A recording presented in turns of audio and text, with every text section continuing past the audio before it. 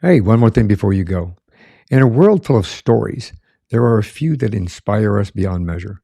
Today, we bring you the incredible journey of a cancer survivor who not only healed herself holistically, but also became a caretaker for her mother and rose to become the CEO of a worldwide company that trains and books speakers.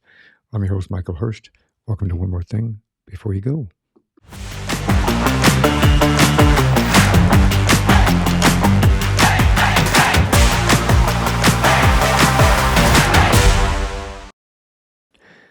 My guest in this episode is Antoniette Roze. She faced the battle of her life fighting cancer with unwavering determination. Her journey to healing was unconventional, driven by the power of holistic practices and the support of her loved ones. As a cancer survivor who relied on integrative therapies in her youth, Antoinette is on a mission to ensure that people have access to the best solutions for their health and well being. Countless lives have been positively impacted by the speakers that Antoinette has worked with, many of whom have gone from speaking for little to nothing to making a major part of their revenue model.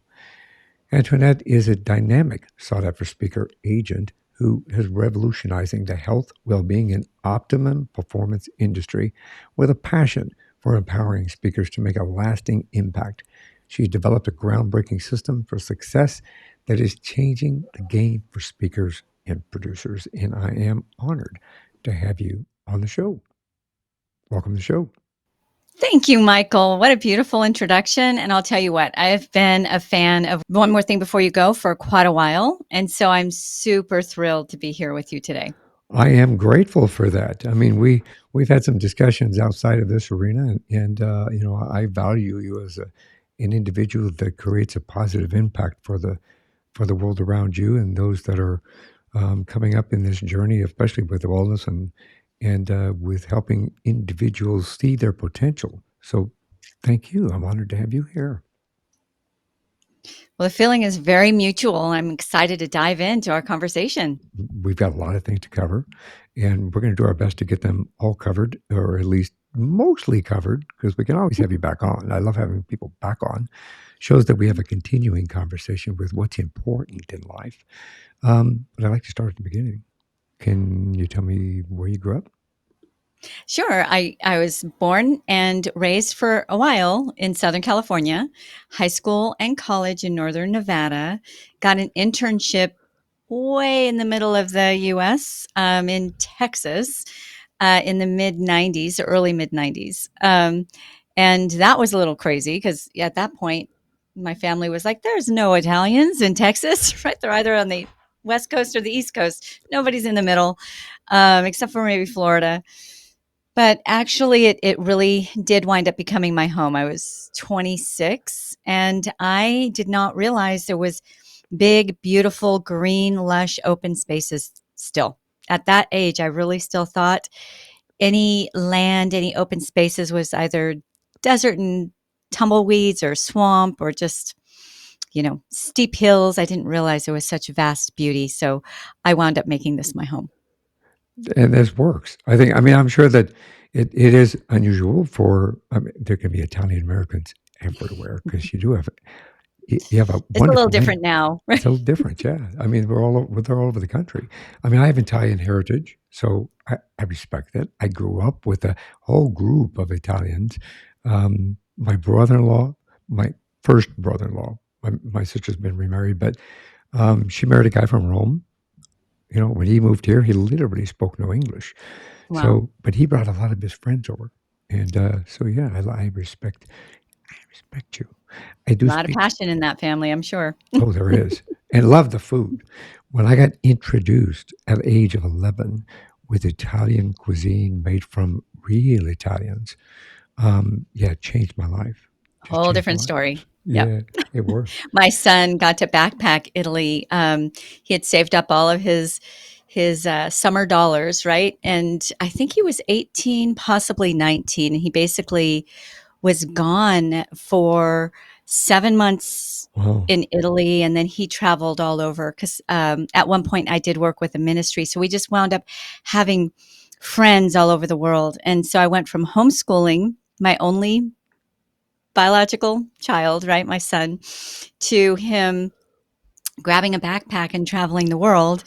And back then, there wasn't just cell phones, right? Right. I mean, I think some people had cell phones, but they were the size of shoe boxes. Yeah. And I remember those. so I didn't really even have communication with him. But what was really interesting is he backpacked Italy for about 7 months. He worked with an organization there, um, and then just traveled around. And he expected to see a lot of fat Italians, like everywhere, right? Yeah. Kind of like Americanized Italians. And he was really surprised that most of the Population? the population, at least where he was, they were very active, and Hmm. a meal was an experience. It wasn't something you rushed through or ate at your Yes. desk. You sat and you ate with Yes. the person, and you didn't stop that experience, that event, until it was over, and then you went to the next event. How opposite do we live, right? Where we're just kind of Yeah. throwing food in our mouths as we go, and I'm telling you, you've got 15 minutes because then I'm on to the next guy, right? Yep. And it's so it was just such a beautiful culture. He absolutely fell in love with it, and the people looked really fit, and for the most part, right, really fit and Yes. spry, and even the elderly. So it was an interesting experience. I haven't gotten to go. It's definitely a dream of mine one of these days.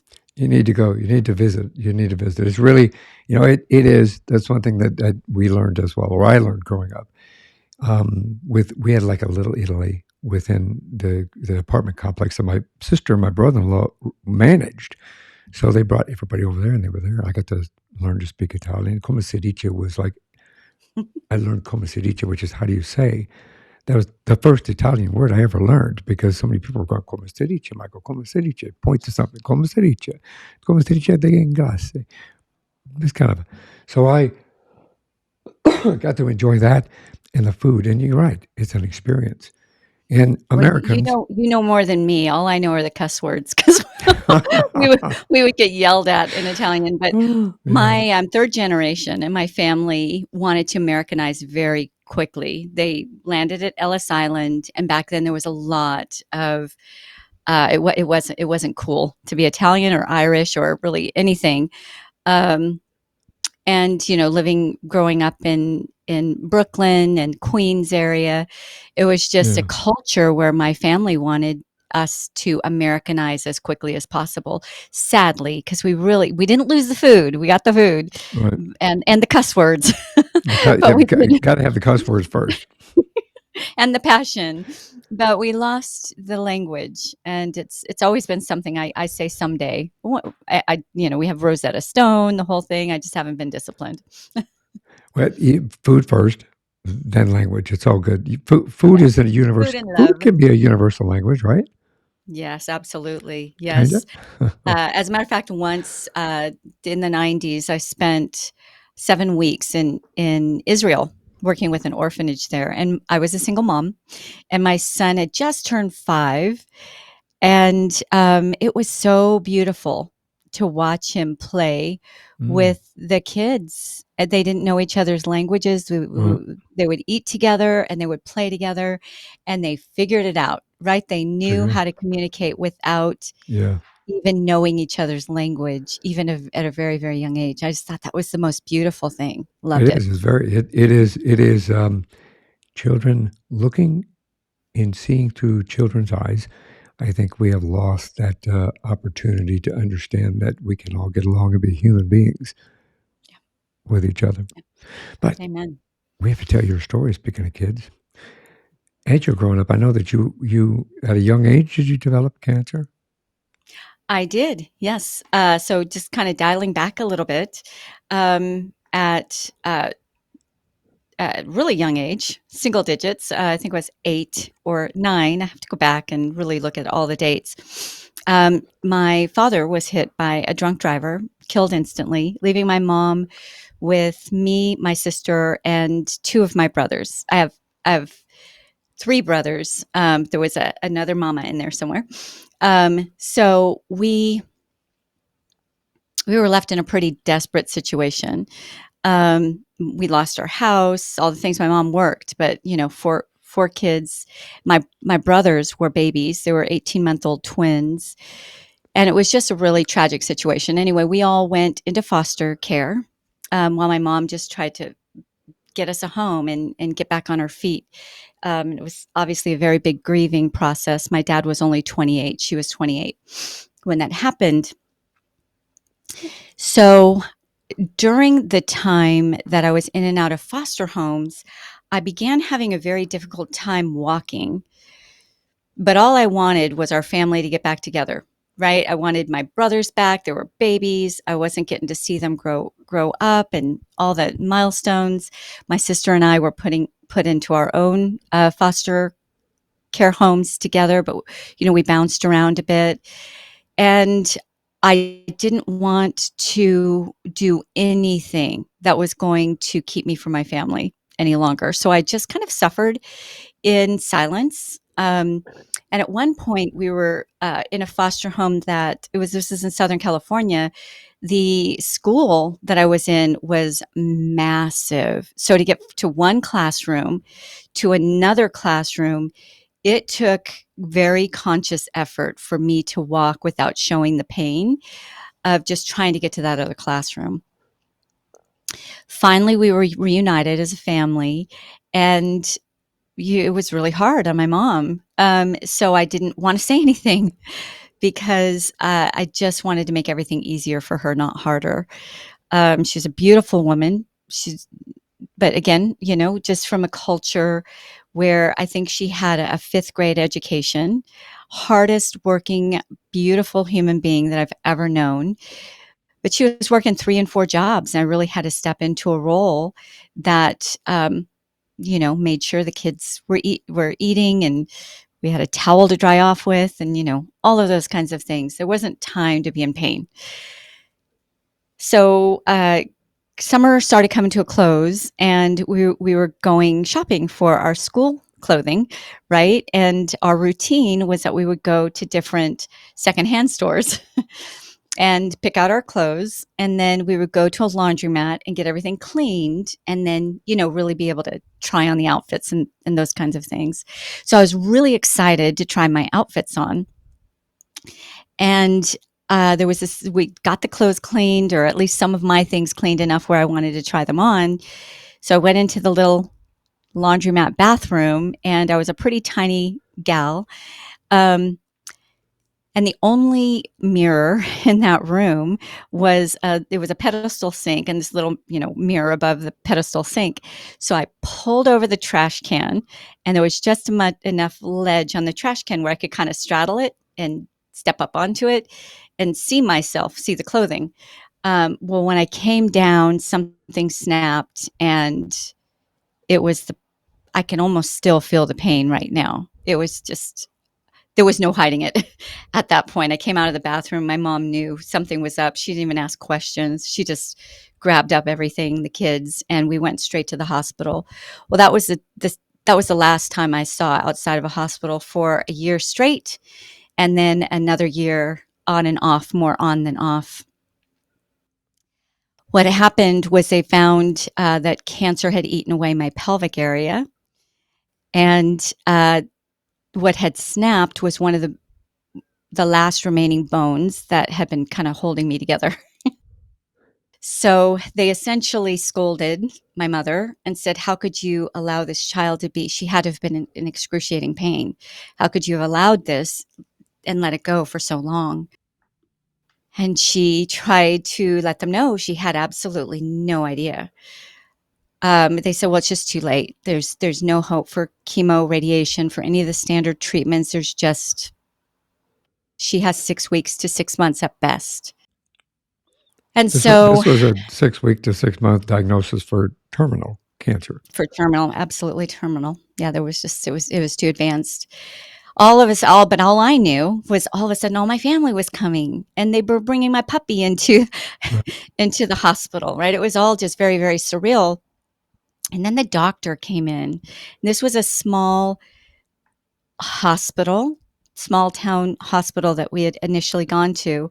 And he, I guess, had never dealt with having to tell essentially a child, I think it was 12, 13 during that time, um, that they weren't going to make it, right? So he Oh, made up this.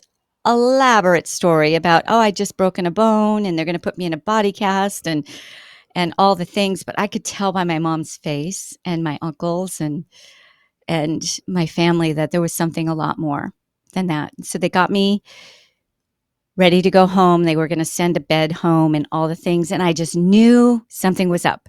And I had all these fantasies of crawling out the hospital window, because the way that it was set up then, my hospital window was on like a second floor and it just went right out onto the roof. Like there was no even screen. I could just go right out there. Right. It was that they don't have that anymore. But and I wanted to see Disneyland, and I wanted to do all the things. And those are the things I was thinking. I didn't know what was going on, but I just Mm. had this feeling something serious was going on. Luckily, before I actually left the hospital, a team of university doctors got wind of this young girl who was going to be sent home to say her goodbyes, right? And I say luckily because it was truly miraculous that they even got my story, that they were able to petition for me, and that they were allowed to experiment on me. So I was shipped yet again, hundreds of miles away from my family that I loved very much, to this university hospital that would become my home for what seemed like an eternity back then. And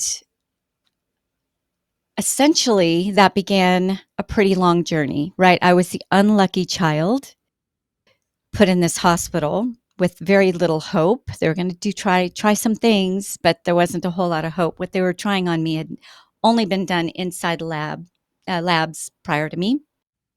And the lucky children, that would come in with leukemia, cancer. There was also anorexics there, kidney issues, all kinds of issues in this children's ward. But as far as cancer is concerned, I began noticing something that was really disturbing to me. For me, they were starving the cancer. That was the plan, starve the cancer. And I was young enough, maybe my bones would grow back, right? And I would be able to walk again. From that moment on, from getting to the first hospital, I didn't really walk for about 2 years. Maybe about a year and a half in, I started using some crutches, but I was wheelchair bound most of that time. But that was really the worst of it for me, is just pretty much the wheelchair. Right. Well, at first I had to just lay flat. They wouldn't even let me sit up. And then in time, pardon me, hold on one second. In time, I got to sit up. And then then I got to graduate to the wheelchair, but I still didn't walk until I actually left the hospital. I But can that relate. was the worst of it for me. Go ahead. No, say that in itself, considering you were only given up to 6 months to live, actually there was hope there. Yeah. You had some kind of a hope because things were improving to a point where you had surpassed that 6 weeks to 6 months. Yes. Yep. Absolutely. And it was all just such an experiment. Like nobody knew what to expect. And I'll tell you what, just instinctively in my gut, I don't know what told me to do this, but I personally believe that it had a lot to do with my healing. They would, every so many hours, they would bring me painkillers, right? They would bring me these pills. And I just knew I didn't want to take them, but I was pretty much being forced to take them. So I would stick them in the side of my mouth, and I had this whole stash happening where I would throw them away or flush them down the toilet when I could. I did not want to take the pills. And then I had a lot of different films taken. They would have me drink this stuff right before some of these films. And now I understand it was like barium. I didn't know Right. what it was then, but I knew my body needed to fight, right? And I'm not advocating this if you're in a hospital, but Right. for me, in my young little mind, in my young body, I didn't want to take anything. I just wanted my body to heal, right? Yep. And Yeah. I was healing at a much faster rate than they imagined that I could. And hospital food is not nutritious, sadly. if anybody wants to get on that bandwagon, I will represent you. I will get you on stages because it hasn't gotten any better all these years, all these decades later, right? And nutrition, in my mind, is one of your fastest conduits to getting well. So they kept trying to bring me soda because I would get nauseous. Right. And I would tell them no to the soda. I just wanted water, orange juice. Back then, I didn't realize, the sugar content in Right. orange juice. And I really, that candy galore. Candy was everywhere within that Mm. children's ward. And how counterintuitive is that, right? I didn't know as a child, as a young girl, that that a very young Sugar teen. feeds cancer. Yeah, I didn't know that, but surely they should have known that, right? So I just instinctively, of course, I would partake sometimes, but not to the level where I Right. could have. And I was healing at a pretty fast rate. They essentially were starving the cancer by stopping the blood flow.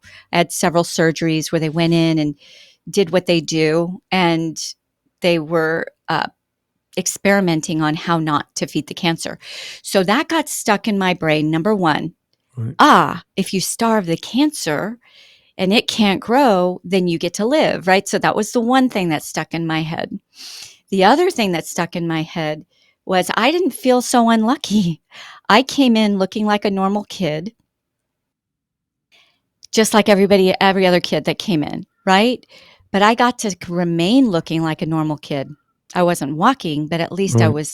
I wasn't swollen like a blueberry, and I didn't have boils on my face or running down Right. my chest. My gums weren't purple and in excruciating pain to where I couldn't even eat anything solid. I wasn't moaning at night. I wasn't losing my hair. My eyesight wasn't suffering, all of those Right. things. And these children that would come in looking normal and then be getting that lucky kids treatment would soon, I couldn't even recognize them. And we would be playing in the beginning and drawing together. And then they were just too weak or too nauseous to even To be able to do it. function. And I remember Yeah. thinking, well, wait a minute. Why weren't their parents told that, maybe there was something else they could have tried first, like me. And in my naive young mind, I didn't realize, well, they weren't going to experiment on the Everybody. kids that had hope to for chemo radiation to work. They weren't going to experiment on them. And so maybe sometimes that is the best course of action. But it got instilled in me that everybody should know all of their options, lay it all on the table. Allopathic, integrative, alternative, cuckoo, totally mainstream. Just tell me it all. And then let me look at all the pieces to the puzzle and build it myself, right? Let me decide which way I'm going to go. And I just think that there's a very huge inequality, even all these decades later, with regards to information, right? We can drive down any freeway, we can turn on any television station. We don't really have television stations here, but every now and then, when I happen upon somebody's television, every other commercial has to do with what pill you can pop or what operation you could have, right? All the billboards say that. So we have all that education, but I don't remember seeing many billboards or commercials or my family doctor telling me about more integrative or even completely natural approaches that might work. It might have thousands of years worth of practice behind it, right? That is a viable option for me. So I should at least be given that information. I may choose full on allopathic, but that should be my choice. I agree with that. They've got it wonderfully. They've got a facility here that is just designed for that, where Mm. they'll use Eastern and Western medicine, and you have your choice of integrating them, or you have your choice of doing one or the other, so that Ah, your journey with cancer, for example, gives you. I can't. I won't be able to say the name because I don't endorse them. They don't endorse me. But if anybody needs it, feel free to email me. And it allows us to make that choice. As I said to you earlier, that I understand the journey of cancer not from having it, but I do understand it from being the child of a parent that two parents have had it Mm. and watching them die with it, as well as my grandparents, three cousins, two uncles, an aunt. It is, and friends of mine, two friends of mine that have died of cancer as well. So I know that journey from that perspective, and my sister is battling it for the third time right now, and I know that Oh. the radiation and the chemotherapy have just devastated and left scars and left, there's that she's never really let go of in regard to Mm. that and the traumas.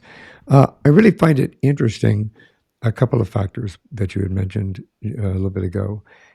One is diet. The diet plays a major factor in our healing, whether it be through cancer or through any other disease or autoimmune disease, for example, or some of these other maladies that we are suffering from, that we have the Mhm. opportunity to understand how food interacts with our bodies and it allows our bodies to heal more naturally, more Yeah. holistically, like it's supposed to be. And it gives them the opportunity to. I had to smile when you were talking about hiding the pills. Not one is a I got caught once. These two you little got old caught. ladies in the room before I was about to get my film saw me pouring the barium down the sink, and they told on me. And so the nurse stood over me and watched me drink it.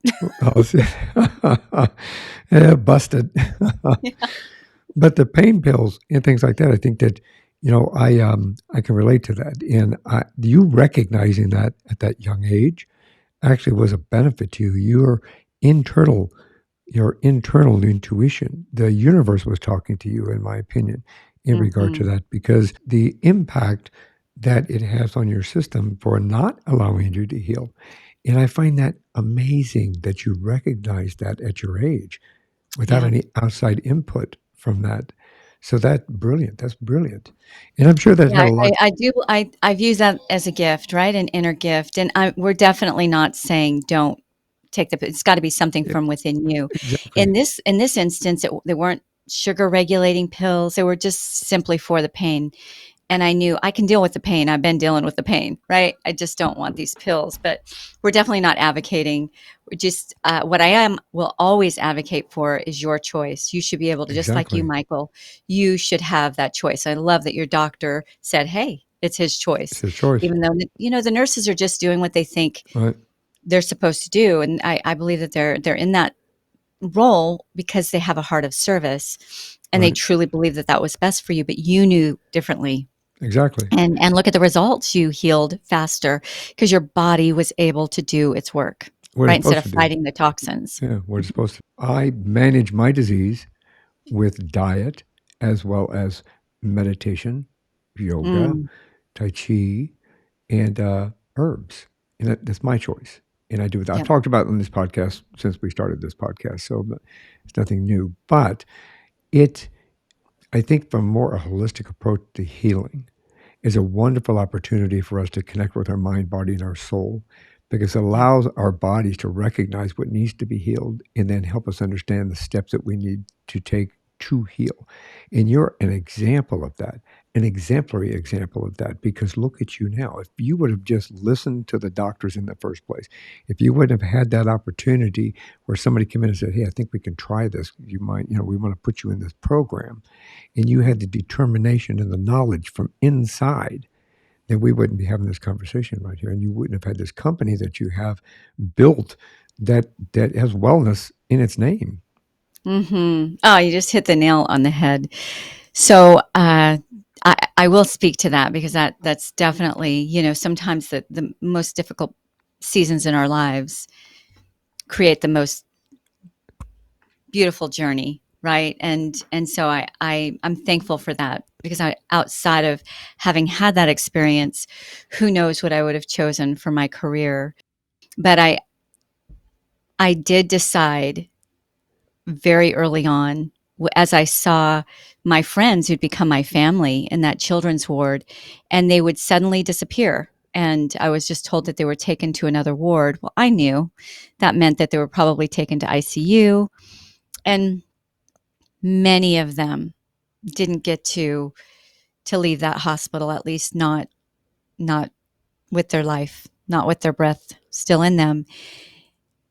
I don't want to choke up, but even today, all these decades later,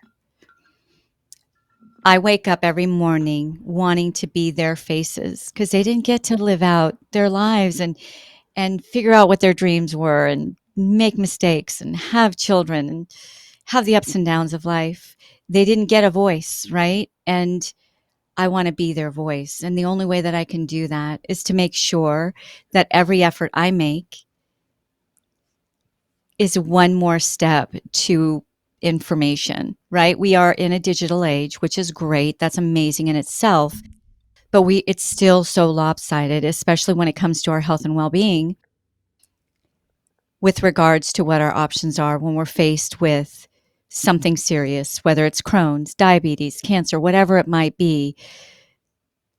We feel like we're feeling our way around in the dark unless we just do what the white coats say, which is fine. I want my doctor's opinion, but I also want all of my other options so that I can make the best decision for myself. And that is still really, really lacking. So I went to college for business management, computer information systems, and PR and marketing. And I knew I didn't want to be a doctor, but I wanted to make a difference. I wasn't sure exactly how I was going to do that. So I wound up a young mom alone, a single mom, and I wound up moving from the West Coast to at that point I was in northern Nevada, just finished college and got an internship in Texas, this crazy place called Texas, where in the 80s was my only experience in Texas as a Mary Kay lady. I was in the top 30% of recruitment in Mary Kay back in the day. And so all of us Mary Kay ladies hopped onto an airplane to go to Dallas to meet Mary Kay Ash for a convention. And so we had our beautiful, Mary Kay faces on the airplane. We're chit chatting. And then back then, when you got off the airplane, you went, it was on the tarmac. We would go down the stairs. We just stepped out of the airplane. All of our faces just melted right down down our shirts. Like none of us looked gorgeous after that. It was just like melting pot. And I remember thinking, this is literally hell on earth. Who would live here voluntarily? Like, who in their right minds would live here? This was in Dallas in the 80s, and there was that horrible, horrible heat wave.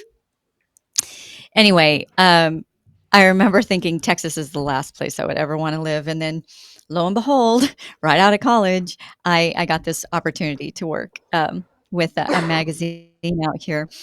And so I dove deep into publishing and into editing that whole world.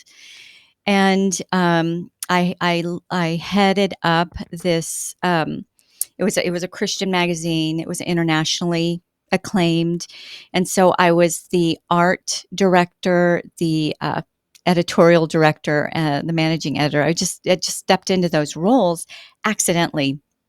And talk about university college, like university education. I felt like my education actually started after I graduated college because what an incredible experience. But all of that to say, I still had this gnawing in me. Like I loved working with the magazine, right? We wrote incredible articles. One of them that's really memorable was about basically repenting to the indigenous, right? To the Indians and to the Native Americans. Native Americans is the right way to say it. um, in the atrocities and some of the things that we did, and so we got to write a whole article about that. And there was a Kiowan family who got really involved in that process, and we had a ceremony, just kind of a forgiveness ceremony together. Of course, that would never, never, never make up for the things that happened. But what was beautiful about that is there was a bridge, there was healing that happened, and there was a showing that there are hearts out there that would have never wanted that to happen, that there was always a better way, right? But all of that to say, I felt like I was doing good through that work, but I still knew that there was there was more.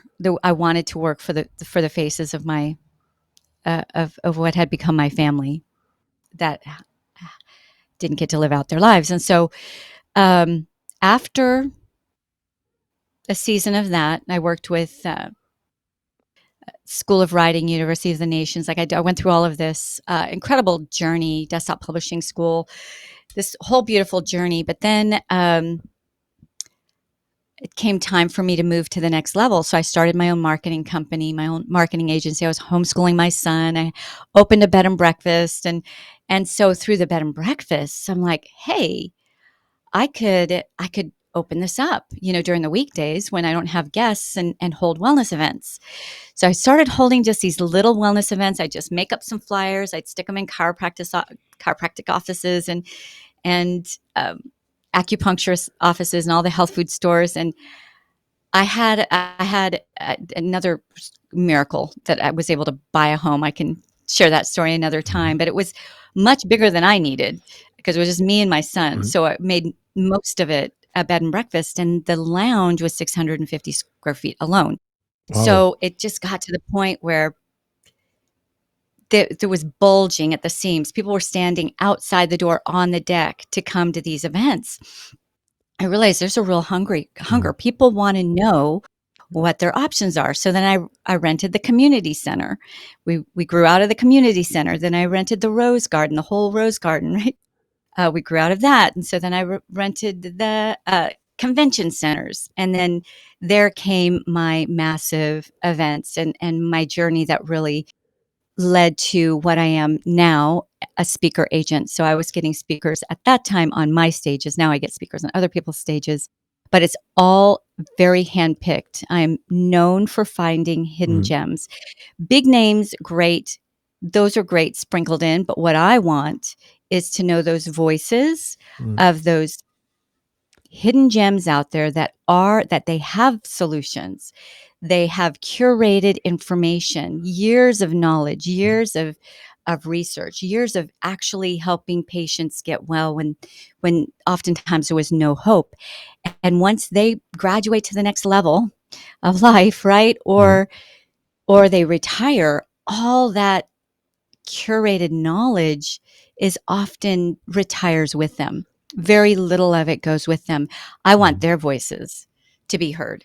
I want their solutions to be known. I want them speaking all the time, right? If it's remotely, in person, well, we're in person right now, but on location, remotely, writing it, however, right? Get those solutions Right. out there because there's somebody praying and crying at night, and all they need to hear is what you already know, right? And so that really shaped my career. Can I share with you really quickly about an oncologist from Italy that Absolutely. was a speaker at several of my events? So what was really, really interesting was I would seek out these hidden gems, not just in North America, but throughout the world. And through an orchestration of occurrences, I was put in touch with a doctor, an oncologist, an Italian oncologist named Dr. Tullio Simoncini. And he had written a book called Cancer is a Fungus, I believe was the name of his book. And he was not a natural minded doctor at all. I actually didn't realize that until I brought him to speak at one of my events. I always got my speakers a suite, and I would fill up the suite, with all the healthy foods and mineral water and, all of that kind of stuff. And the first thing, as soon as he landed in his suite, well, he was asking for soda and sugar. Like, where's the sprinkle? Where's the sprinkle? And where's the fizzy? And I said, oh, the fizzy, the mineral water. It's in the, no, no, no, no. You wanted Coke and Pepsi and all that kind of stuff. So I realized he wasn't natural minded necessarily, but he had figured out one way to overcome cancer when nothing else worked. And he was an oncologist of 40 years. But when he switched to pediatric, he got fed up. He got fed up with basically killing his patients, right? With the mainstream methodologies. He wanted something more. So he petitioned for a grant of some sort, went down to the basement lab, whatever. The details might be a little bit different than that. But he wound up discovering that every single one of his advanced cancer patients, his terminal cancer patients, all had very, very high levels of yeast in their systems. So he thought, what combats yeast? Sodium bicarbonate, right? Baking soda, essentially. So 2 pennies worth of sodium bicarbonate, he would, depending on if it was a tumor, was certain kinds of cancers that he was able to treat and others that he wasn't. But brain tumors, breast cancer, and those kinds were pretty easy for him. He would put these tubes inside of them and just kind of flush their system with this sodium bicarbonate. And there were some other things that he did. And the hospital would not send him patients until they had already done their thing over and over. And it just was, they were just going to be sent home to say their goodbyes. And then he got to, quote unquote, experiment on them. I know a little something about that, right? You do. And he was curing them. Like they were curing with 2 pennies worth of sodium bicarbonate. How happy do you think that made the hospital? Oh, that, well, cancer is a business. Unfortunately, especially in the United States, cancer is a business. And Yeah. I've had conversations with a doctor that absolutely 100% believes it, at least even from their medical practice. It's a business. They make money at it. It absolutely is. And I honestly don't believe that the average doctor, the average, hopefully not even the average hospital administrator wants anything less of helping their patients. Yeah. I mean, I have to believe that. But there's just this bigger system that is definitely The healthcare system. money driven, the pharmaceutical empire, right? There's so much money in that. And with Dr. Tullio, what was really, really interesting is the more he cured, the more they discredited him. Oh, really? So he got set up and they sent him a brain tumor patient who had already been through the ringer with everything, right? And they were not going to save this woman's life. So they sent her to him. He did his best. It was just too far gone. They had pretty much thrashed her. When she passed, that was their opening to be able to completely discredit him Because of that. and strip him of his crown. He lost his license as a doctor, sadly. Oh, really? After over 40 years of being an oncologist, killing people on the regular through the accepted means, right? And he uses this methodology that was actually working, but did not work for this woman. And they completely discredited him. It was very, very heartbreaking. But he went on to write this book. And now he travels and speaks. And I had the amazing privilege for him to come all the way to Italy. At that time, I wasn't even paying my speakers. Right. He came all the way to speak at my events. Such an incredible honor. That's amazing. And multiple times. And that his book signings would go around the convention center. So many people were hungry for some other way to face what they were facing. And, one morning, really early morning, like 6 a.m. before the convention opened, I was taking him to a news station because we were going to do a little interview at the local news station. And on the drive there, I said, so Dr. Tullio, is there one type of cancer or any scenario where chemo and radiation works? He said, oh, don't get me wrong. His English was not very good. Don't get me wrong. It works every single time. It works at killing the cancer. But it kills others. It also works at killing the patient. Yeah. And I said, well, is there an instance if you were faced with that, or if your child or a loved one was faced with that you would turn to chemo radiation? This is an oncologist. He said, no, there was not one time that he personally would. Doesn't mean there's not some reasons to do that. But yeah, I've watched the effects of chemotherapy and radiation, and especially on my sister. She's been dealing with it for, let's say this is her 3rd bout with it, and probably the past 20 years. And she's had radiation damage since the first time 20 years ago. It is just nasty. What a brilliant opportunity to help people and to save people. And unfortunately, an unfortunate corporate empire to discredit somebody based upon greed.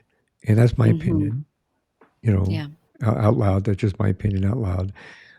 In dealing with the medical industry myself and understanding what they tried to put me through at the same time, not Yeah. cancer, but the drugs that they put into me are similar to chemotherapy drugs. I have I have little respect for the corporate side of the health industry. Is But an I think that opportunity. we're gonna see a time where we're gonna see how barbaric a lot of the things that It we're is. doing are. I think that sadly a lot of beautiful lives will never get to see that day, but I Yeah. think there's definitely a day coming, where we're gonna talk about these days as being very barbaric.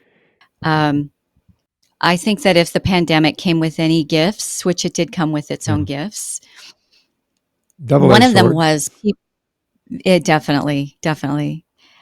People began rising up. They began questioning, hey, I was told if I wear a mask, I was going to be safe. I was told all of these things. I did everything right. I washed all my groceries Yeah. outside. I did, and I still got the virus. But you know what? My body fought it off pretty good, right? Yeah. I know that there was Yeah. at risk people who didn't fare so well.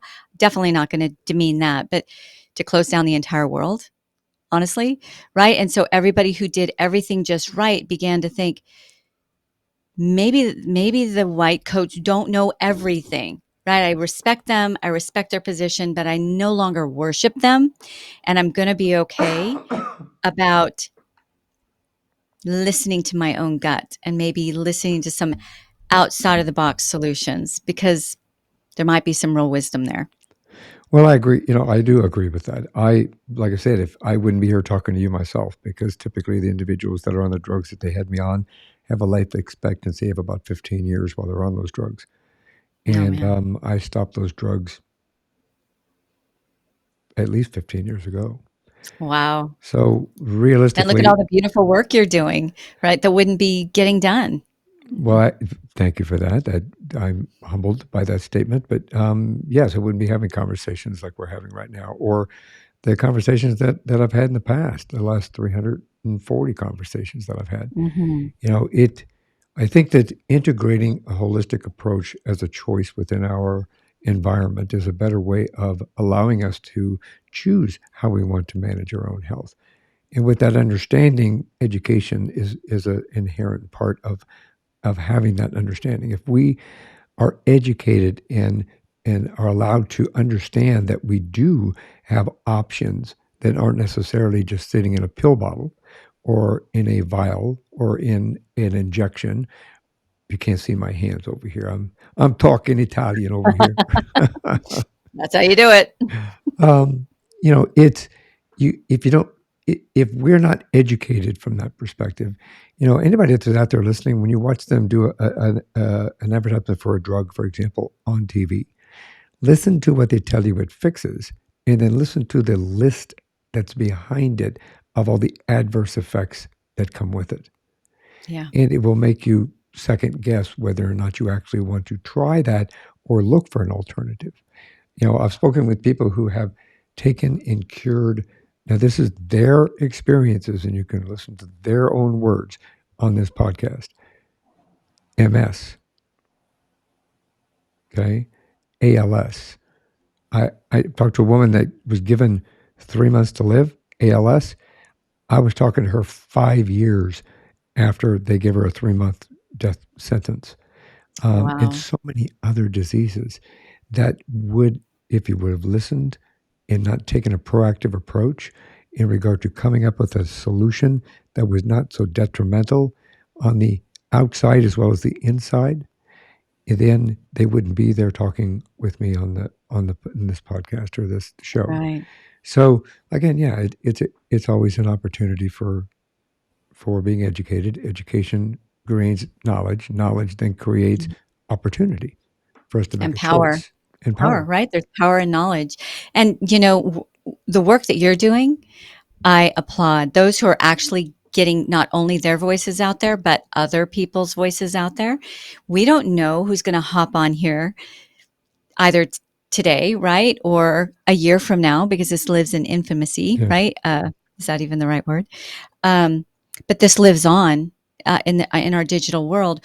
We don't know that person who's been praying every night, who's been crying themselves to Yeah, sleep for some solution, who might stumble upon this and just one thing that they hear because of you, because of your efforts, because of your courage, because of the sacrifices you make. Because we all know podcasters aren't getting rich, right? that's But you correct. give of yourself so that people get some knowledge, right? And in knowledge is power.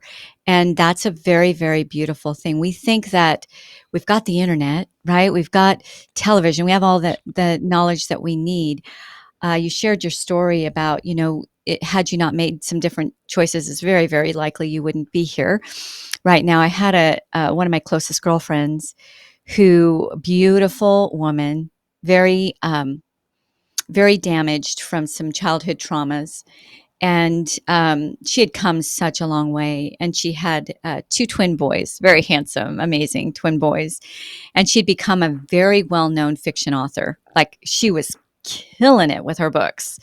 Her husband quit his job, like, because just to support her and hers, and they were making more than the average attorney makes per month just on her Right? book. And she had everything to live for. She had this massive following, and she was put on, I think it was Effexor or something along those lines, for anxiety and mood Mm. control. And sadly, she was found out in her writing studio. Um, she'd taken her life. And she had taken it in a way that I know that she in her right mind would never take it. She was a Right? beautiful looking woman, and you would not disfigure your face. Like, if you're going to be No. taking your life, like, asphyxiate me so that I can at least, have a pretty viewing. There's no way she would have, in her own right mind, left her boys. There's absolutely no way. Or her fans. I really believe that her death was drug induced. I, I, And I have, obviously, I'm not a doctor and I wasn't at that scene, but I would absolutely agree with you in regard to the, the mental aspect of certain drugs and the consequences of taking those drugs. yeah. It's a very sad state, especially in regard to mental health, any kind of mental health, and the drugs that they put you on.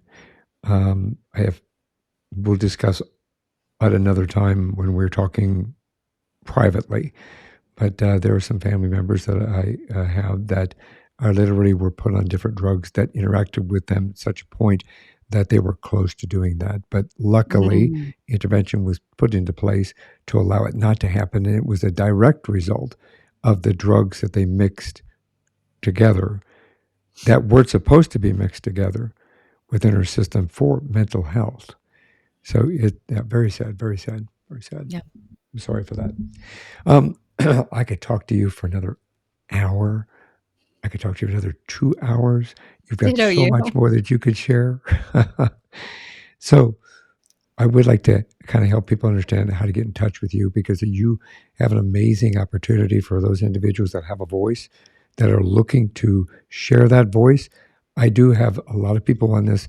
Um, I'm grateful for a lot of people within my audience that are looking for a service that you provide. I mean, you help speakers, you connect that, especially within the health and wellness industry, which is a benefit. It gives us that education, it gives us inspiration, it gives us that motivation what that we were just talking about.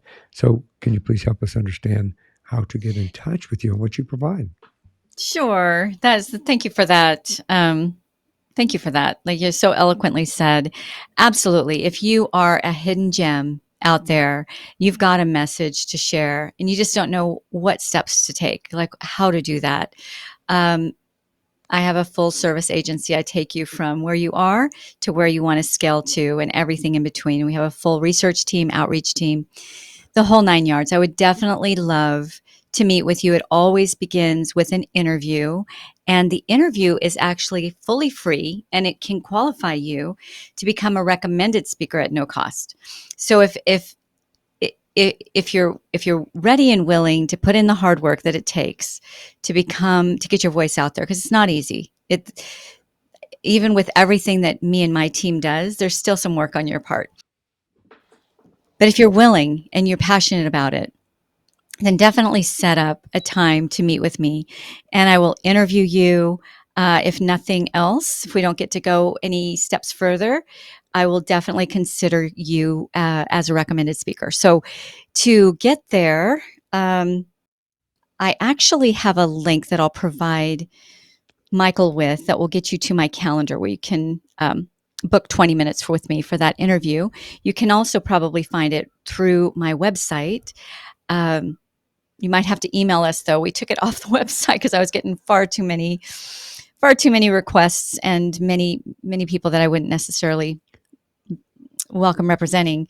But your audience, I know, is of similar minds. Sound mind Yeah. and body, hopefully. Yeah, let's hope. And if not, getting there, right? Your website is wellnessproductionco.com, and I'll make sure that there's a link in the show notes to be able to access that directly. Great. And then when you give me that link that you're talking about to schedule something, the calendar, I'll make sure that that's also in the show notes. So it's Wellness Productions with an S, co.com. Also, I wanted to reach out to any other producers out there who want some incredible speakers in the health, well-being, and optimal performance space. Make an appointment with me because I can definitely connect you with some pretty fantastic hidden gems out there. Yeah, that'd be awesome. That would be outstanding because we provide to people, those of you that are looking to connect like that, we'll just say it's an opportunity. Don't miss out on the opportunity. Antoniette, or in Italian Antoniette, could you please, this is one more thing before you go, is there like any words of wisdom, or are there, let me speak in proper English, are there any words of wisdom you'd like to share? You bet. Never usurp your gut. Never let anybody take your choices away. Your mind is a beautiful thing. Don't take anybody's word for it. There's wisdom in many counselors. Have the courage and the wherewithal to get the information you need to know all of the options when it comes to your next best step with whatever you're dealing with, so that you can make a decision that comes right there from your gut. Trust your gut, right? You may not have spent 6 years becoming a medical student, but you spent your whole life getting to know yourself. Trust that. Brilliant words of wisdom. I love that. You spent your whole life getting to know yourself. I love that. I like to put that. I'm going to put that on right here on my computer so I can see that. Thank you very much for sharing your journey. I think what a profound opportunity. Yeah, what an amazing journey that you've had coming from where you were. I know that you weren't supposed to be here, but the universe allowed you to be here so we could have this conversation and you can share hope with people. And the fact that you did it, and there's those out there can say, hey, she walked a mile in my shoes. So I have an opportunity to achieve that and do that. So thank you for being here. I appreciate you very much. Such a pleasure, Michael. I so appreciate you, and I champion your work. Just keep doing what you're doing. You're really thank you. A gift. So keep doing it. And thank you for having me. Thank you. And for everybody out there that's listening and watching, one more thing before you go. Have a great day. Have a great week. And thanks for listening. Thanks for listening to this episode of One More Thing Before You Go. Check out our website at beforeyougopodcast.com. You can find us as well as subscribe to the program and rate us on your favorite podcast listening platform.